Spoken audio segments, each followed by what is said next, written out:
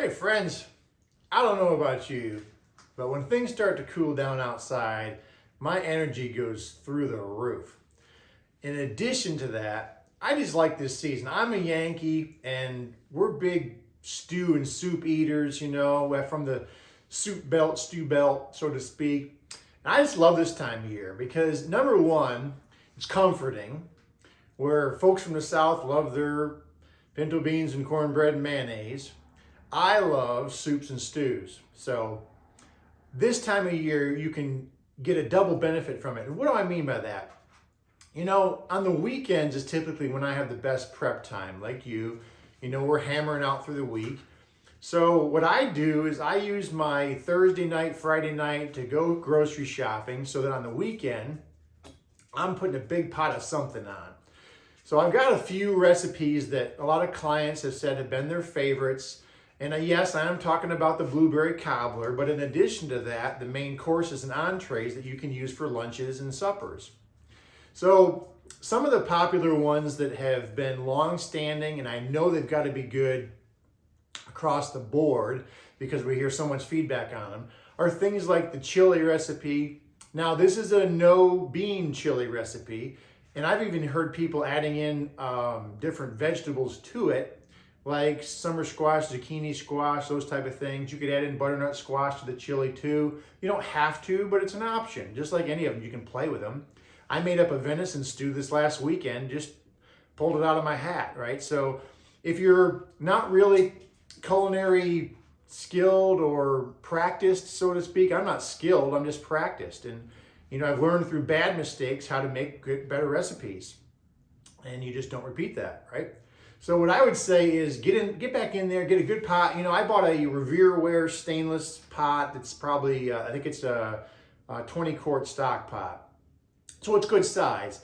But I usually head around the 8 to 12 quart mark, so about halfway, right? And that for us gives us plenty to eat on where we're not tired of it. So what I mean by that is I make a nice pot, we have a couple meals on it during the weekend, and then we freeze. Buy Rubbermaid containers, Tupperware, whatever, freeze. So that later in the week, basically all you're doing is pulling it out the night before to thaw in the sink and reheat it. So that's my strategy. Works great because it cuts down prep time during the week when we really don't want to make time for it if we're honest, right? So some of the favorite are the no bean chili, the no noodle chicken soup, because you're using cabbage strips. It's delicious. Those are a couple of my favorites. One of my all-time favorites is the stuffed pepper soup because you're using riced cauliflower in it, and it's full body. It's really, really rich, and it's got great flavor. And you can throttle up the spice and the heat in it however you want. So just keep that in mind. Delicious. There are even I know there's some non-dairy sour creams out there if you want to put a dollop of that in there. Even one dollop's not going to throw you off terrible, but the point is if you're staying clean during your reset period, use some of those. I've never tried them personally. I've had some clients say they like it, but a non-dairy alternative like sour cream is there if you want to test it. Now, I love the cream of broccoli soup recipe. I took that from allrecipes.com and just tweaked it.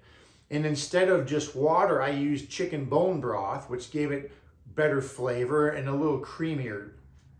You can also substitute the flour because you have to make a roux with that, right? So while you're cooking your bone broth, your garlic and onions and broccoli florets, you have to make a roux on the side, which is basically what creams it.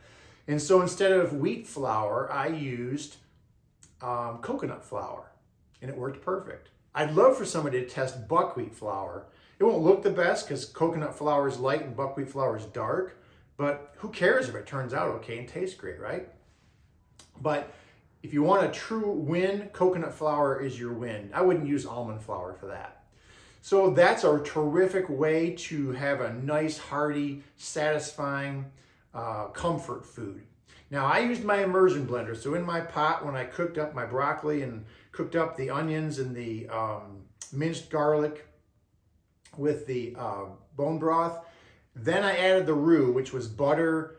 I used half and half for that, and I used the coconut flour, salt and pepper too. Made the roux, poured it in, And with an immersion blender, you don't have to take out some of the chunks to separate out before you blend it. Immersion blender, you just watch it. You run the immersion blender through the big pot, and when it has a nice creamy texture, but you still have some chunks, you're done. That's what I love about it. Can't say enough good about the immersion blender. It's a great way to make, oh my goodness, you can make scrambled eggs with it, whipped cream with it, because that's on your plan. You can make marinades with it. You can make salad dressings with it. There's a whole host of things you can do with that, including making different soups, cream soups like that, the healthy way. So I bought a Baymix Pro. You can get them on Amazon. They're a fantastic kitchen tool. Can't say enough good about that. So next, let me see what else I put on here. I've got the butternut squash soup is a hit. The one I made was a venison stew. So venison, some people don't like it because it's gamey, but if you pull out the gaminess with ice, then you never even taste the gaminess in it. And it's like beef, but it's a grass-fed meat and it's perfect for you. So I put minced garlic again, a lot of it. I used diced onion, grapeseed oil in the bottom. I added in cherry tomatoes. I added in okra, green beans. I thickened it with riced cauliflower.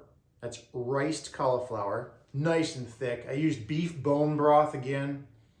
Put in the venison medallions. It was delicious. So, you know, those are some things you can just create on your own. They're a fantastic way to satisfy yourself during these colder seasons. There's a couple Instapot soup recipes on there I encourage you to look at, but definitely the stuffed pepper. If you are not making the stuffed pepper soup, you are missing out. Don't miss out. On the colder side, there's probably 7 or 8 chicken salad recipes. The avocado chicken salad I know is a hit.